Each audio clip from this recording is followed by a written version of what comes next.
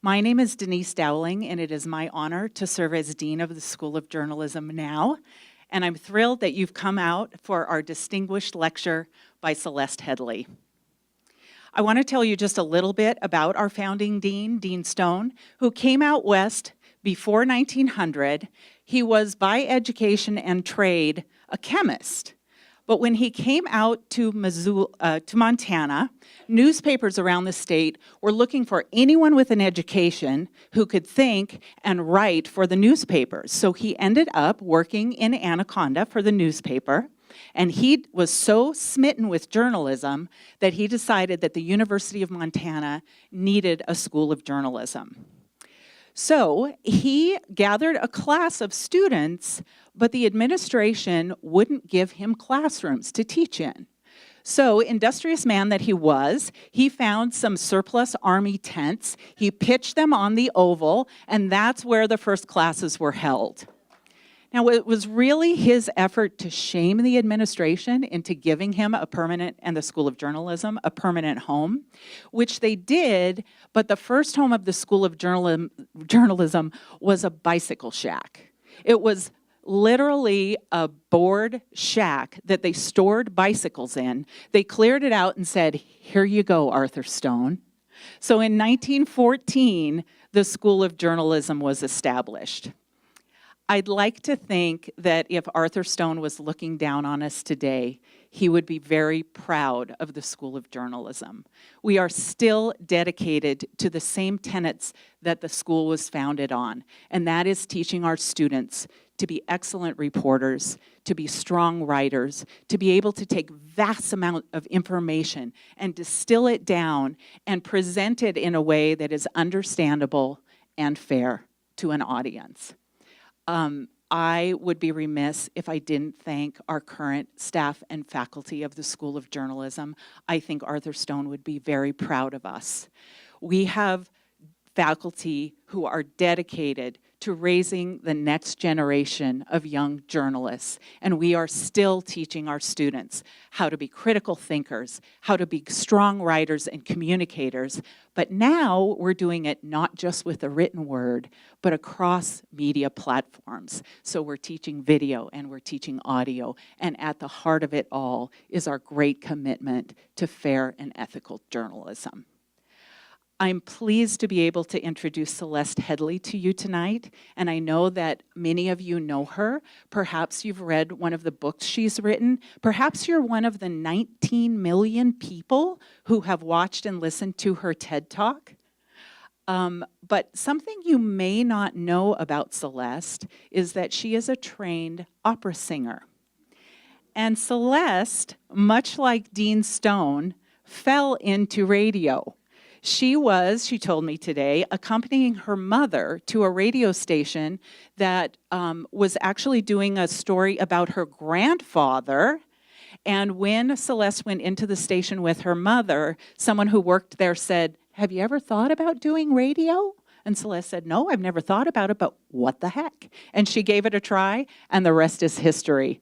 We're also very pleased that Celeste is talking tonight about something that is so core to journalism, and that is how to have a good conversation. Ladies and gentlemen, help me welcome Celeste Headlee.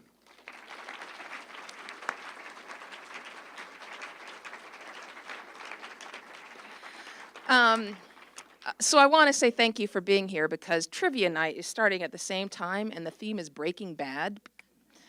So if you need to leave for that, it's just down the hall.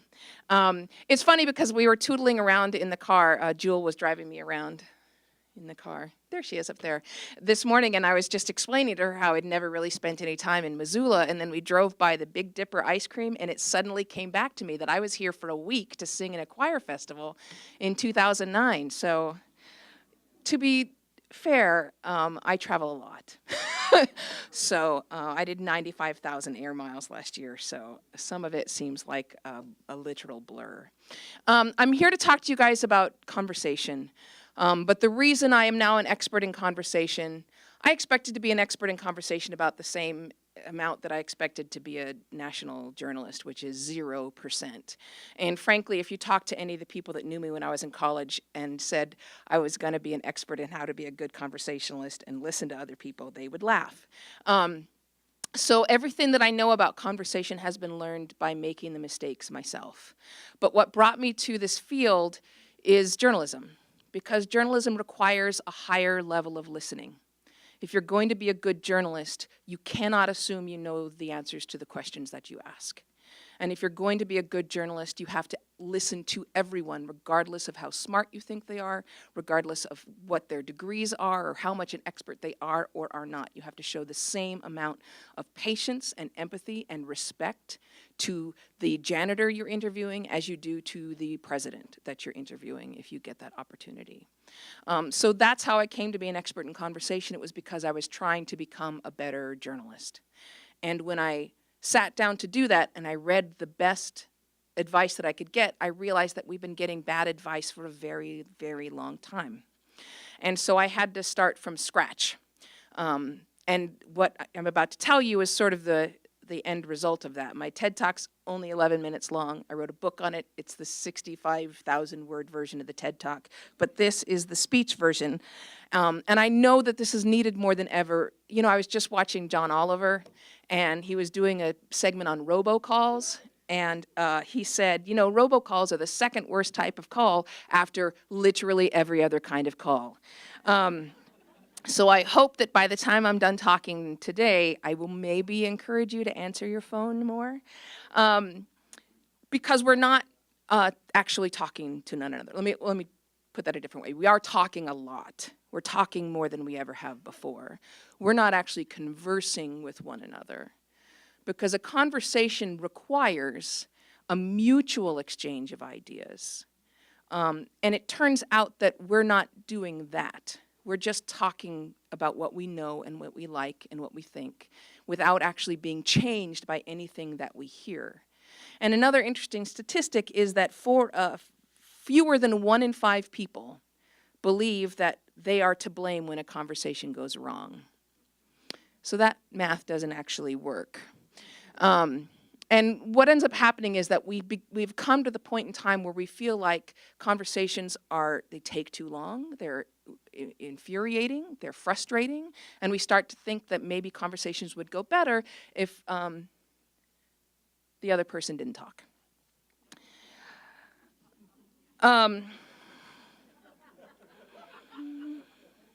So this brings me to an odd place in my life, which is where I'm going to have to convince you, number one, that talking to other people, which most people are avoiding like the plague right now, is good for you, because it is, physiologically, neurologically, emotionally, cognitively.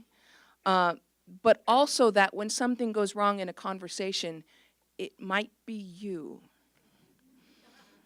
The most common question that I get as I travel all around the world, and this is not just an American problem, in case that's what you were thinking, is how do I change somebody else? How do I get them to stop interrupting me? How do I get them to stop running on and on and on, etc.? It's some version of that question. And my response always is, you can't. You cannot change anybody else's behavior. But what are you doing?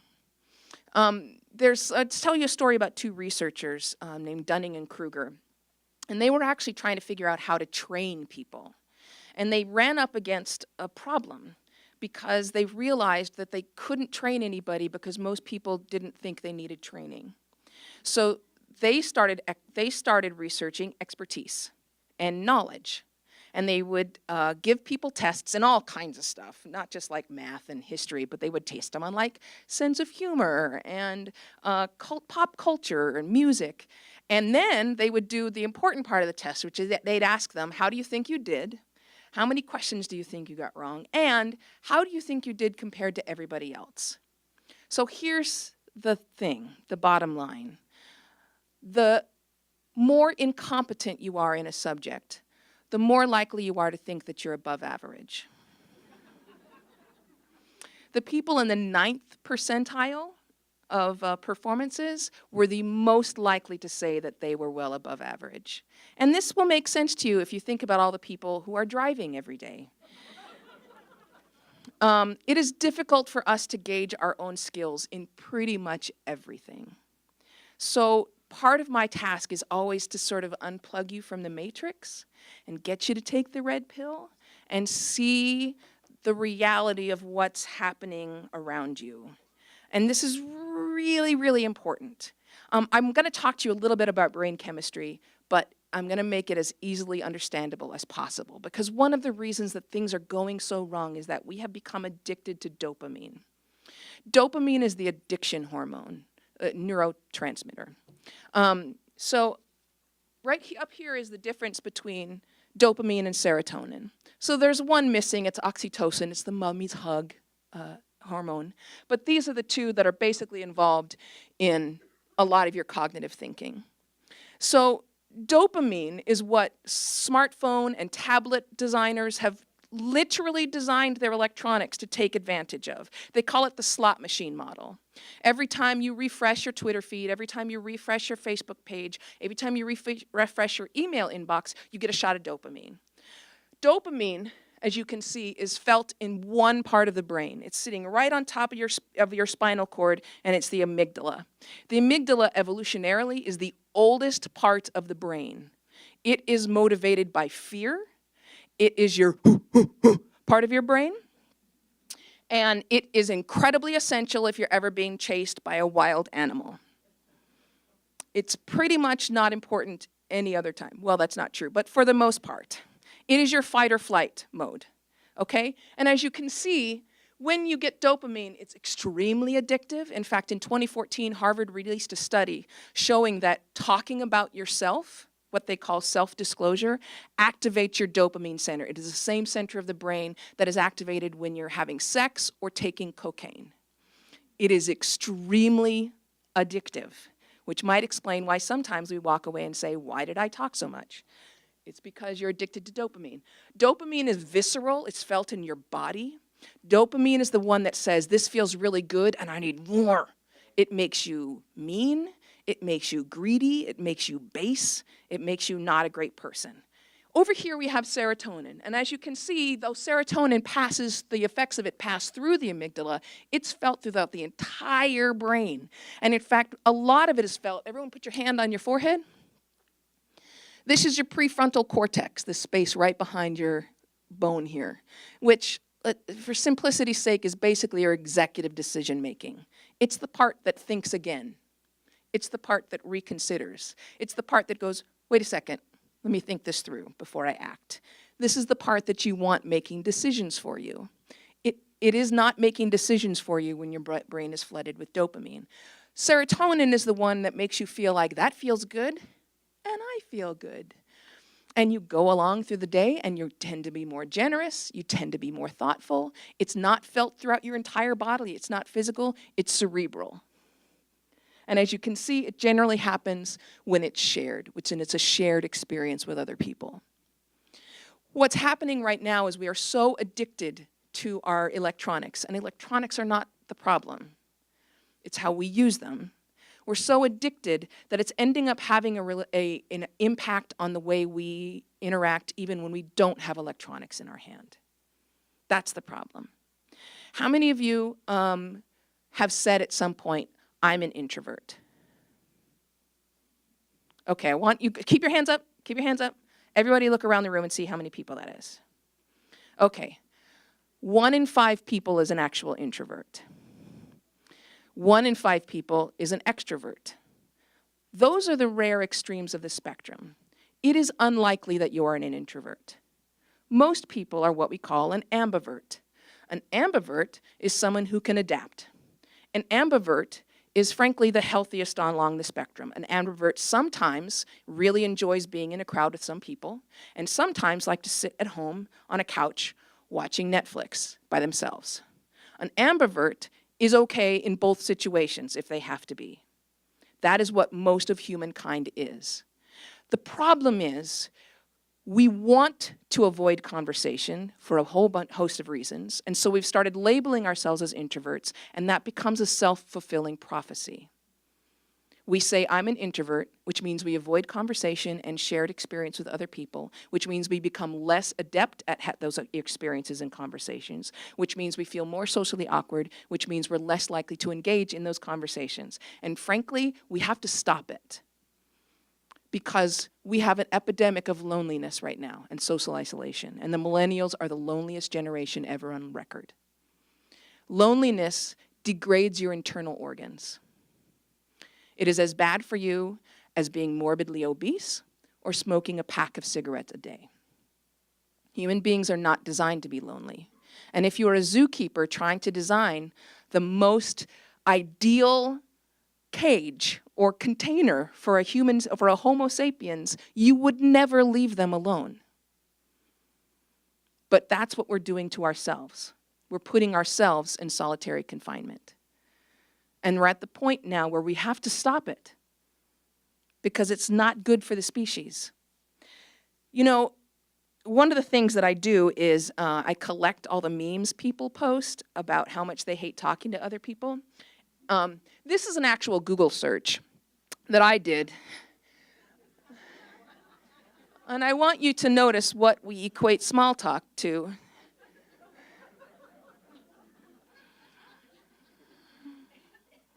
So one of the reasons this is really bad, you know, for a very, very long time, decades, evolutionary biologists and psychologists have been trying to figure out why human beings, Homo sapiens in particular, came to dominate the planet. Because, remember, there were at one time many different species of human, right? And frankly, Neanderthals were better than we are in almost every respect. They should have won. They were incredibly physically adept and agile and strong and bigger and more resilient. And it has taken us a very long time to figure out why we survived Neanderthals. And here is what they found. Human beings are the most sophisticated communicators and collaborators on the planet, as far as we know. That's our evolutionary superpower. Because what it means is that you're not usually messing with one human. You're messing with more humans. It means a tiger can't come to your village every night and drag somebody out. It means, do you know there's only 2 species on the planet that can take down a buffalo? What are they? Humans and wolves. Wolves. And what do wolves and humans have in common? They're pack animals. A grown buffalo weighs something like 2,400 pounds and runs faster than 40 miles an hour. I mean, they are freaking impressive animals. The only way we take down a buffalo is because we find the person who is best on a horse. We find the person who has the best aim with a spear. We collaborate and take advantage of each other's strengths until we can work together and kill a buffalo.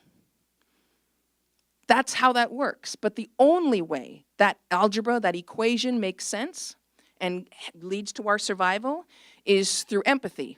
Now, we're talking about a skill that goes back to the earliest days of Homo sapiens.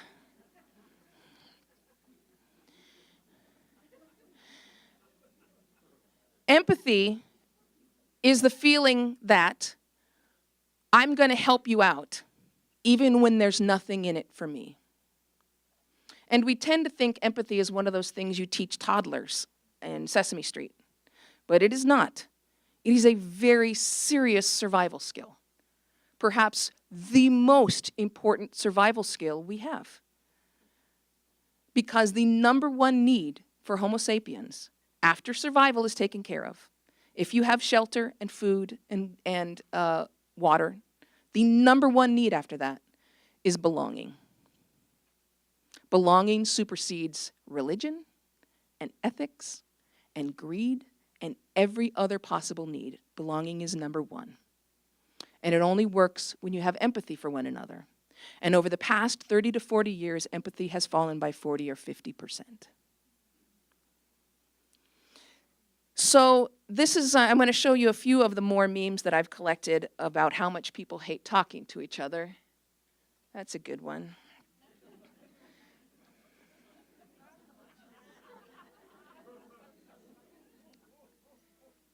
This is one of my favorites.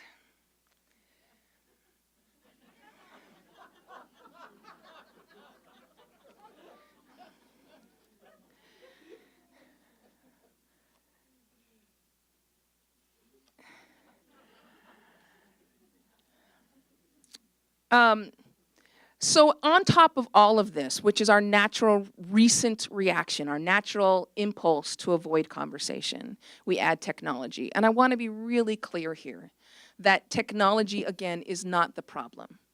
Human beings have been using tools since at least the Stone Age. It's completely natural. It's just as natural as an otter opening an oyster with a rock.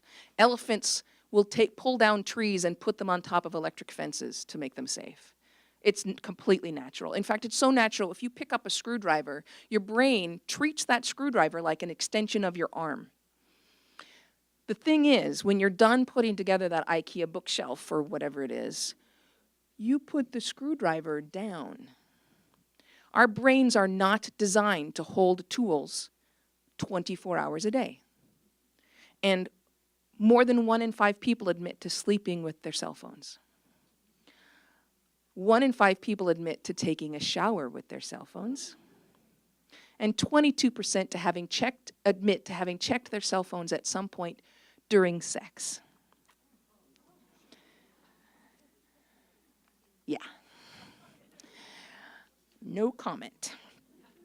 So we add into our tendency lately to isolate ourselves technology, which is not the problem, but it makes it so much easier to avoid other people.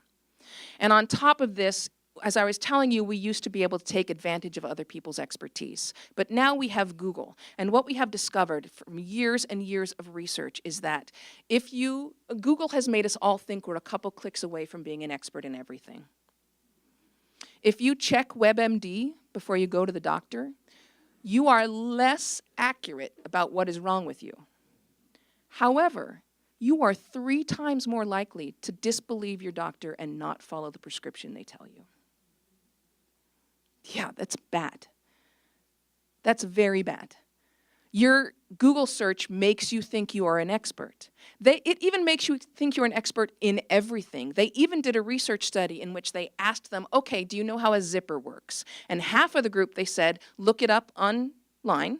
The other half, they said, just explain what a zipper does and how it works. So this group, they then asked them all questions about all kinds of things. How do tornadoes start? What kind of food do cows eat, et cetera, et cetera. This group raised their estimation of their own expertise by like 50% because they had access to the internet to look up zippers.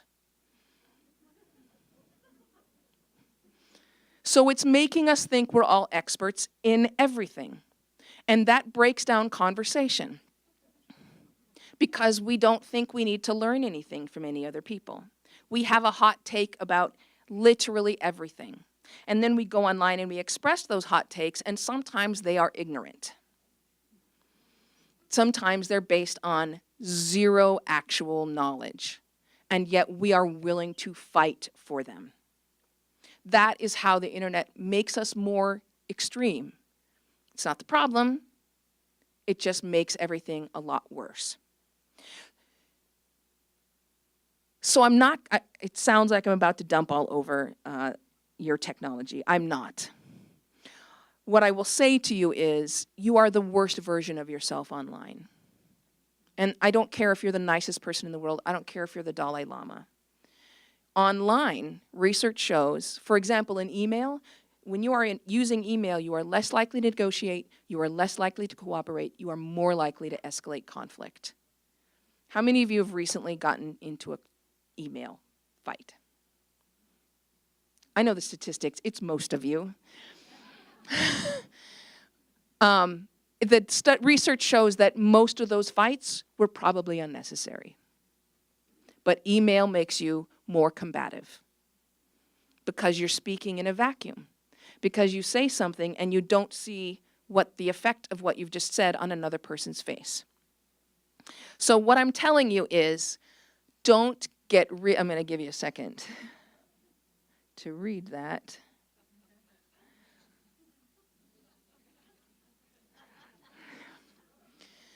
I'm not telling you to put down or get rid of all your technology. I'm just saying we have to be intentional about how we use it. The same way you don't carry your screwdriver around with you all the time, I assume. You have to be able to go take a walk and leave your cell phone at home and not be gripped by anxiety. And if you think that's a young person's problem, you are wrong about that. Baby boomers are just as likely to be addicted to their phones as millennials and iGen. And in case you're thinking everything I'm about to say is really about millennials, that's wrong also. Millennials are in fact better listeners than baby boomers. They are better listeners. Part of that is because they don't assume they've already heard it. So they listen to what's being said, more likely to listen to what's being said, instead of just waiting till the person stops talking in order to reply. So all of this comes, I'm about to give a bunch of tips on very specific ways to improve your conversation. But I want to explain why they may be different than what you've heard in the past. And that is because, as I said, when I first started researching this, I work for NPR. When we have a problem, we hit the library. And I read every single book I could get my hands on how to have better conversations. And then I was able to test them out. So I talked to people for a living. I would say, okay, the book says, maintain eye contact. And so for 2 weeks, I would say, I'm going to make sure I focus on maintaining eye contact, and I'm going to see if it makes anything better. But it turns out that when you maintain eye contact with people, it's creepy.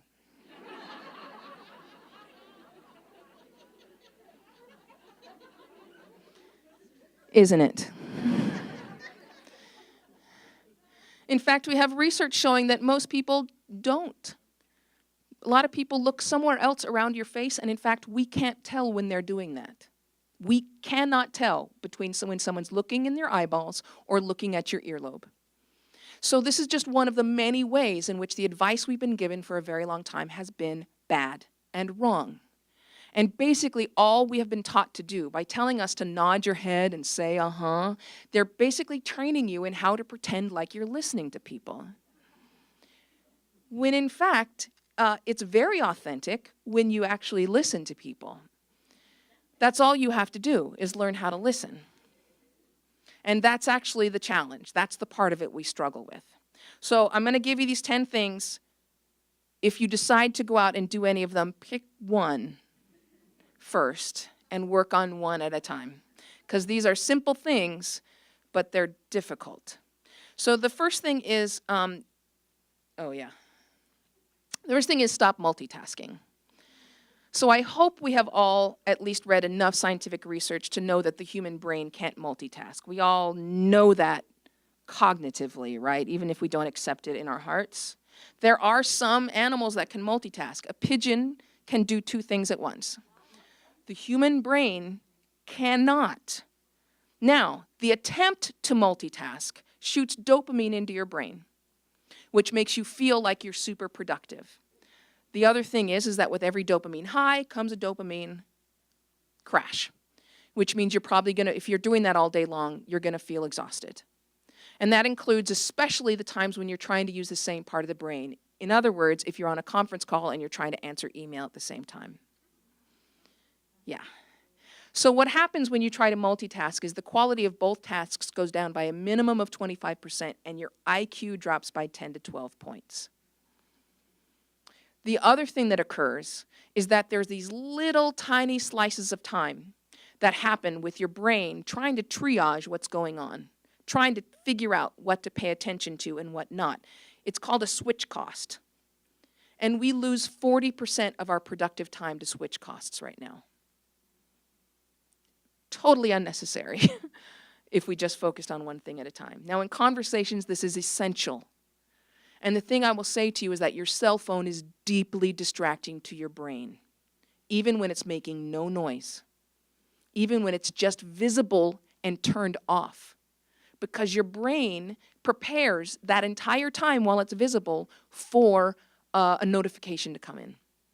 And it doesn't really know the difference between an unimportant notification of your Instagram photo being liked and this is a warning, a tornado warning, get out of the building. It treats them both the same.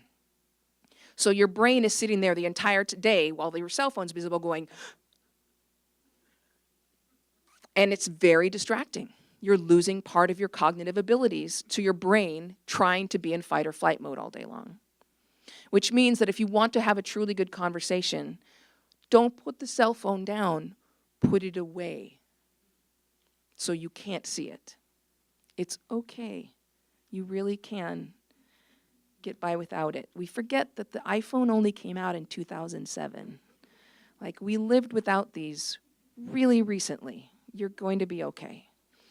The next thing is, and this is extremely important if you're maybe in a conversation with someone who disagrees with you politically, don't try to change anybody's mind. Don't try to educate somebody, and don't lecture at them. The fact of the matter is, you will not change their mind. I mean, the chances of you changing your mind are statistically zero. But the other thing is that when you try to educate someone, when you're lecturing someone, what you're basically doing is offering unsolicited advice. And all unsolicited advice is interpreted by the brain as criticism. It is always an attack, neurologically speaking. So you are immediately putting that person on the defensive, and when I say the defensive, I mean literally their brain is preparing to defend itself, and the conversation's over.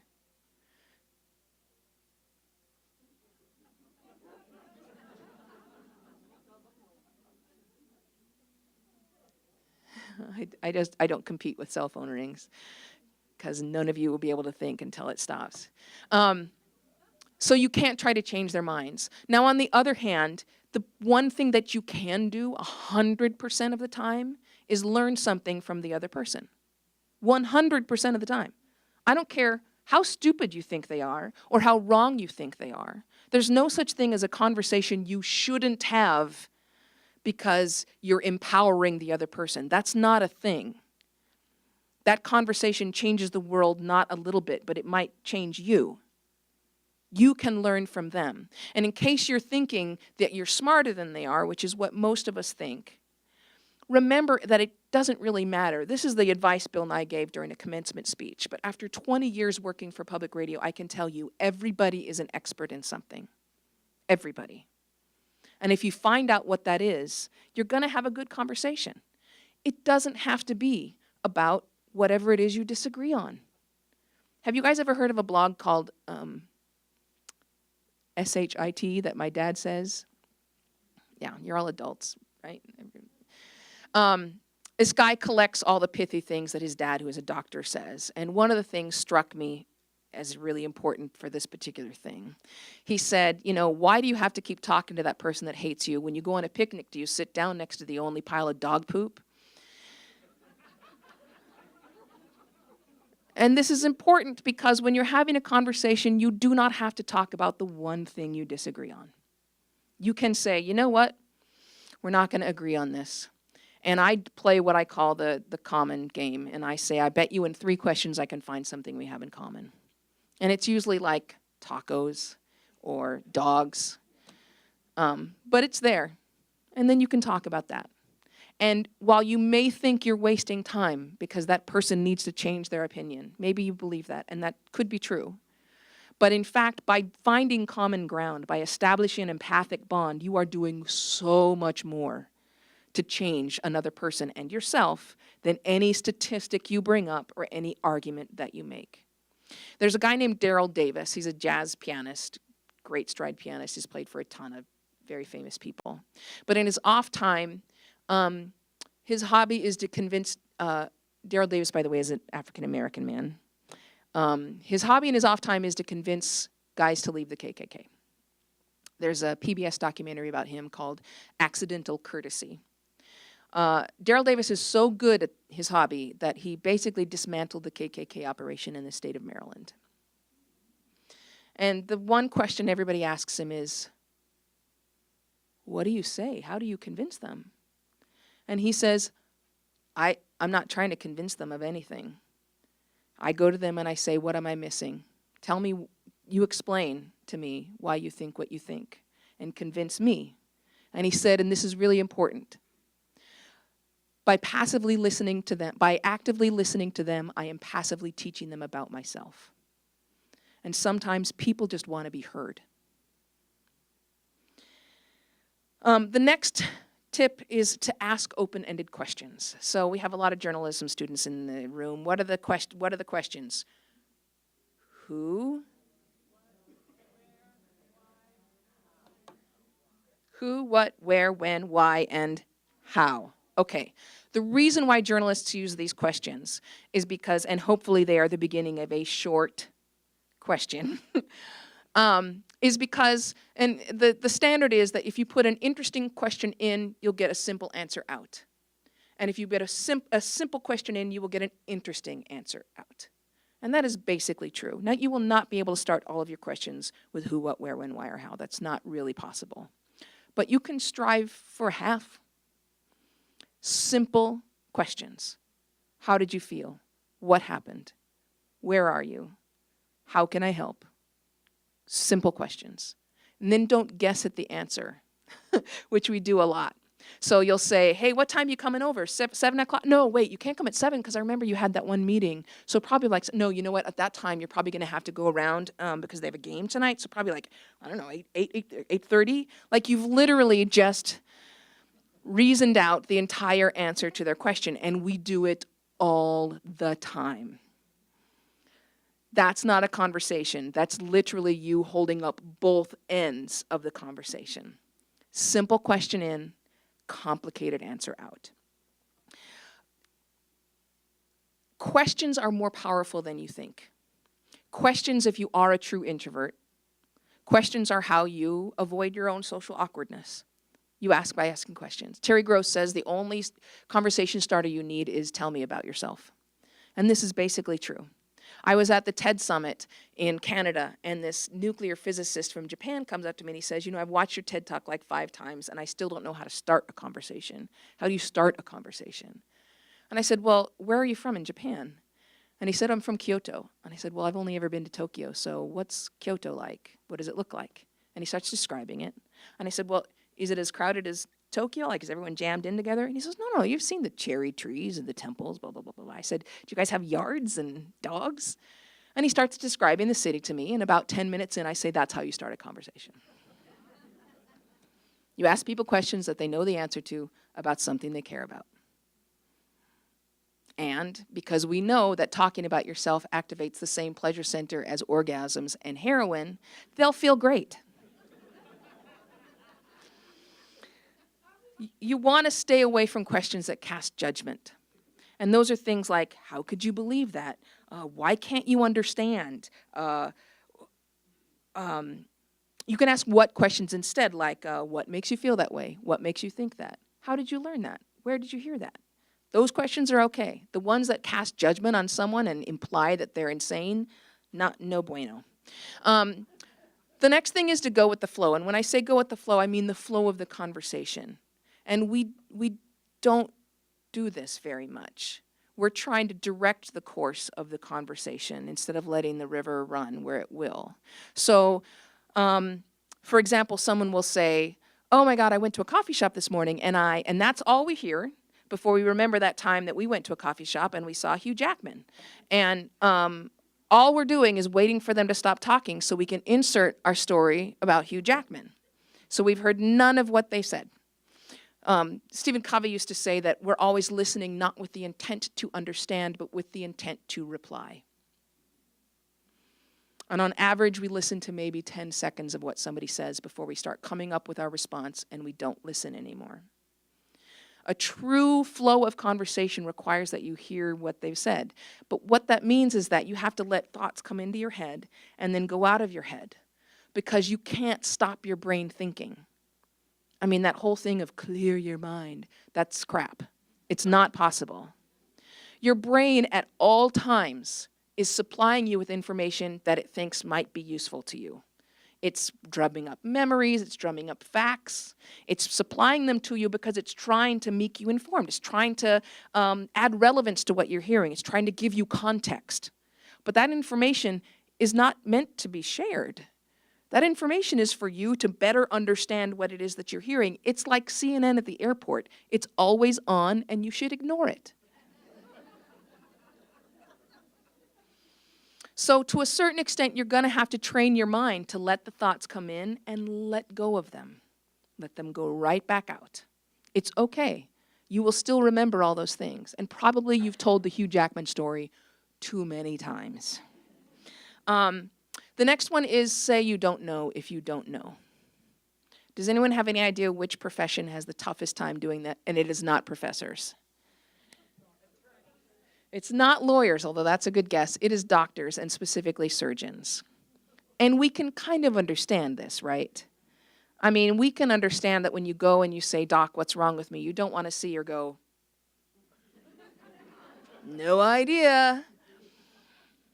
So, of course, doctors have a tough time saying, "I don't know." But what ends up happening is doctors guess a lot. And the medical industry would like them to stop doing that. So they ran a study in which they got a group of doctors, and some of them they said, obviously they were control group, continue doing what you're doing. But this one they said, stop guessing. Instead, when you're not sure, say this: "I don't know, but I'll find out." And these doctors were very scared.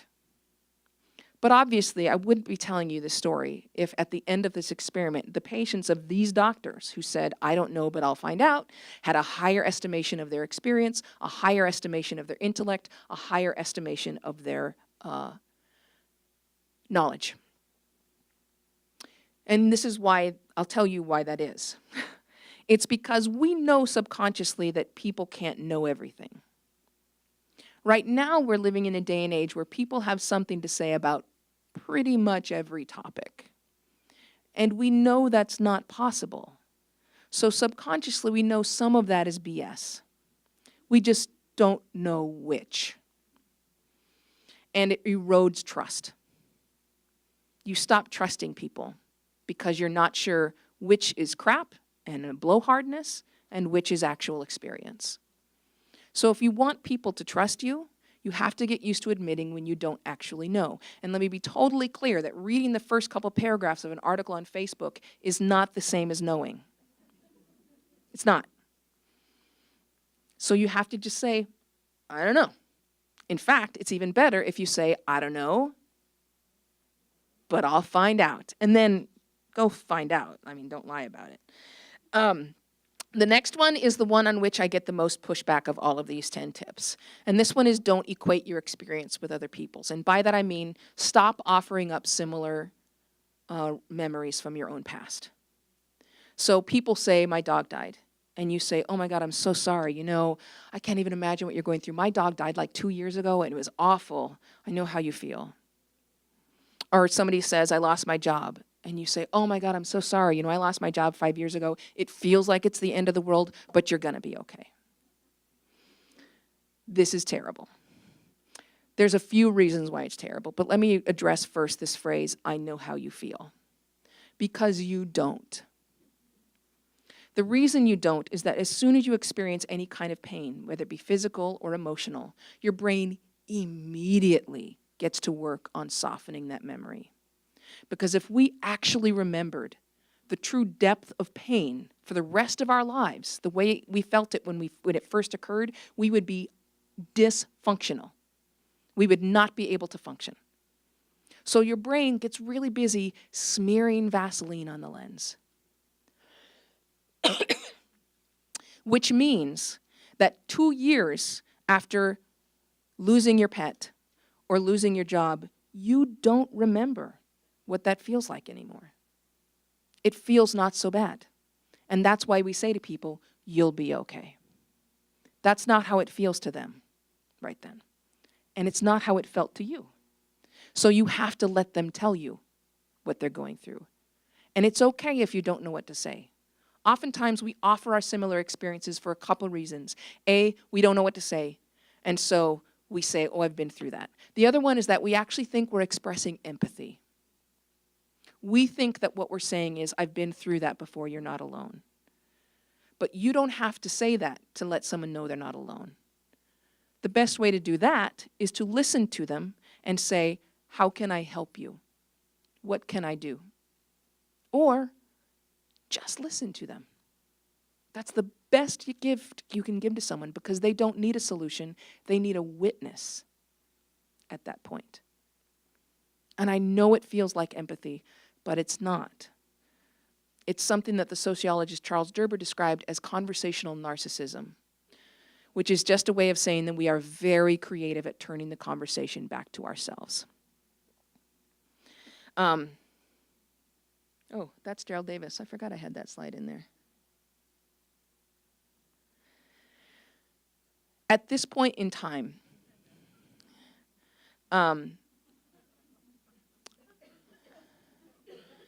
especially on a college campus where the number of suicides has been on the rise for years, when the number of students who report that they are socially isolated and lonely, and frankly, senior citizens are also reporting that they are socially isolated and lonely.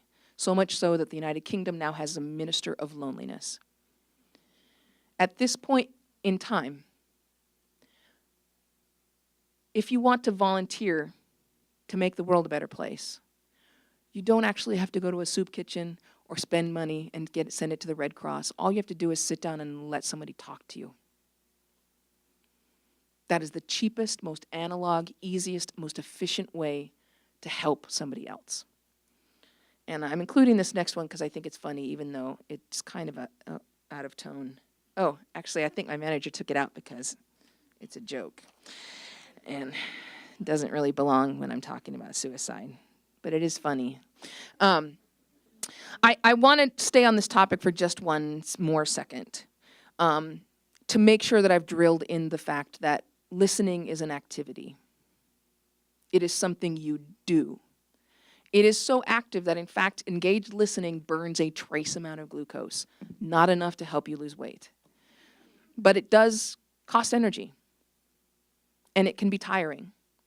And that's why I say I don't necessarily need you to be fully engaged and listening all day, every day. You wouldn't be able to sustain it. But at least once a day, give someone your full attention. Number 7 is don't repeat yourself. Now, I get that one of the reasons we repeat ourselves is because we think we're drilling information into people's brains. But here's the thing. We have studied this and how information moves from the immediate part of your memory into the actual data banks. And it turns out they've done this study for years with college students, and they've had them cram for an exam. And after 3 hours of cramming, they were less accurate in the material than they were when they started the study session. Because it's cognitively damaging. Your brain doesn't work like that. You're asking your brain to do something it's not good at doing. The other thing is that especially bosses and parents tend to repeat information. So you'll be in the meeting and they'll be like, okay, I need those documents back in by 4:30. If you don't get them in by 4:30, here's the terrible things that are going to happen. You know what? If you actually got them into me by 3:30, you know what? I'll be in my office by 2, and if you want to start bringing them by. Okay, so here's the thing. And this is the same thing if you're telling your kid over and over and over to take out the trash. When you repeat yourself, the other person stops listening to you. And they don't stop and listen to you from the second iteration. They start from the first. And that's because subconsciously they know that you are going to say it again. So they don't have to listen or remember. It never makes it into their memory banks. If you're wondering after saying something 20 times while your kid has still not picked up his room, that's because he didn't listen to any of those 20 times, or she. They know you will say it again. Now, in order to stop doing this, you have to stop repeating yourself, which can be painful if people have gotten used to you repeating yourself over and over. I have done it. It works to just immediately go cold turkey on the repetition. It is painful. What I did was I decided to take a high stakes thing, and I went to my son at one point. I said, hey, I'm taking your car into to be fixed, and it won't be back till Monday or Tuesday, and I never said it again. So he got up to go to work on Saturday, and he was like, where's my car? And I was like, I told you I'm only going to say things once now. Remember that? So it wasn't a great weekend. But it worked. The next thing is to stay out of the weeds. And it's nice to be among a bunch of journalists because the weeds is a journalistic term. Anyone know what it means when a guest gets into the weeds? Not really off topic. It means they're giving too much detail. It means they're a scientist that's giving you the names of every single person that contributed to the study and the year that it came out, et cetera, et cetera, et cetera. Academics are horrible about this.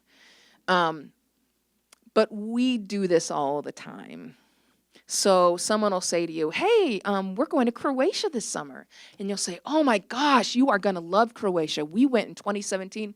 Oh, you know, it would have been 2016 because that's right when Sharon was graduating. And oh, you know what? We didn't have the Subaru yet. So it might have been as early as 2015. No, I'm wrong. Wait, was it 20? Like, they're not listening to you anymore. This is part of the information your brain is feeding you that you're supposed to be ignoring. You are in the weeds. And keeping in mind that we have the benefit of very short attention spans at this point in our lives, which I'm going to talk to you about a little bit more in the future, it is best not to test that attention span. If you see their eyes become glassy and they look dead, you are probably in the weeds. It is time to stop. Number 9 is listen. And obviously, this is kind of what we've been talking about the whole time, right? But it needs its own category because listening is hard for human beings. And that is not a fault of our technology. We have been testing listening since at least the 1940s and 50s. In fact, the seminal researcher, Ralph Nichols, we call him the father of listening. After more than half a century of studying human listening, his takeaway was, humans are terrible at listening. That was his final takeaway. We're bad at it. But evolutionarily, if you think about this, there are some species who come out of the egg or womb or wherever it is, and they need to listen to survive. Like, it is important that they hear what's happening. Human beings need to scream as loud as they can to get the attention of an adult who will come over and help them. The louder they scream, the more successful they are. And some people never stop doing that. Listening does not come naturally. In fact, repeated research has shown that in order to improve your listening skills, you actually have to take a listening class in which they say, now we're going to learn how to listen better.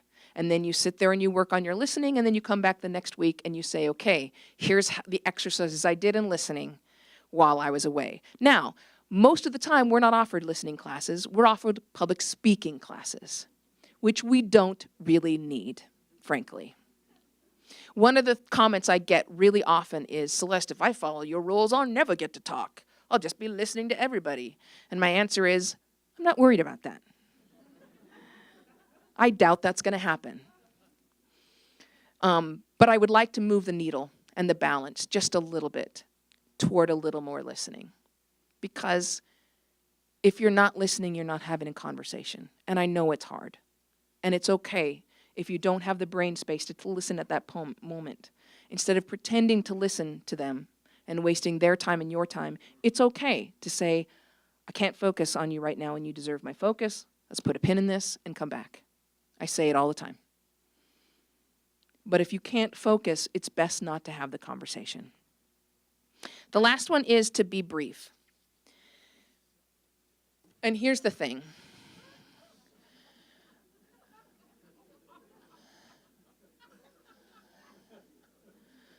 Some of the best research into attention spans has been carried out over the years by Microsoft. And what they have discovered right now is, like, on the internet at least, our attention span now is 8 seconds, which is 1 second shorter than that of a goldfish. Which means some poor researcher had to sit there and stare at goldfish all day. We don't have very long attention spans now. We know that, right? We get it.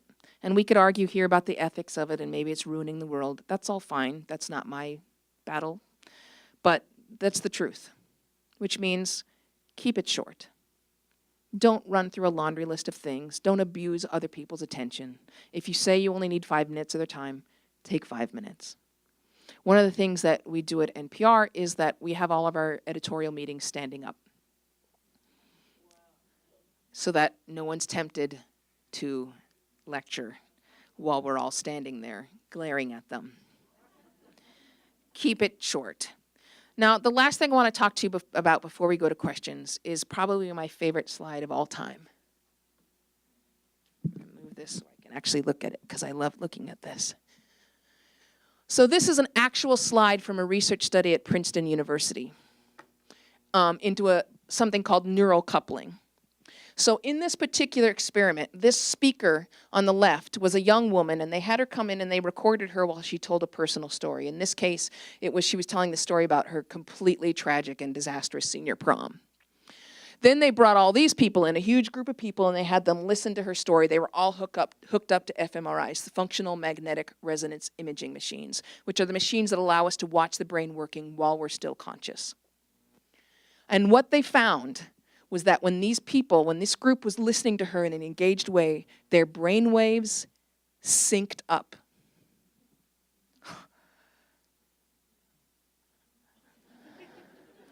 Exactly synced up. It was so exact in some cases that the listener's brain waves anticipated changes in the brain waves of the speaker by a fraction of a second. We have really no idea how this works. We don't know why it works at this point. This is as close to magic as science can come at this point. But we know that this is the kind of empathic bond that's created when one pair of human ears hears the sound of a human voice. There is information that is being relayed that cannot be traced or tracked or replaced or expressed in any other way. And we know this because all of us have had the experience when a loved one or a friend calls you and says, "Hi," and you say, "What's wrong?" That is how quickly our ears take in information that cannot be expressed in a text. This is what we try to replace with emojis. It's impossible. And I asked one neuroscientist, do you think it's possible that at some point text will replace the voice as in a superior method of conversation? And she said, yes, maybe in 5,000 to 10,000 years. It's not going to happen while we're alive or our kids are alive, which means you are literally wasting your own evolutionary inheritance by writing emails. You want to ask regular information? What time are you coming home? What do you want for dinner? Simple exchanges of information? Feel free. That's what the texting is there for. If it's anything else,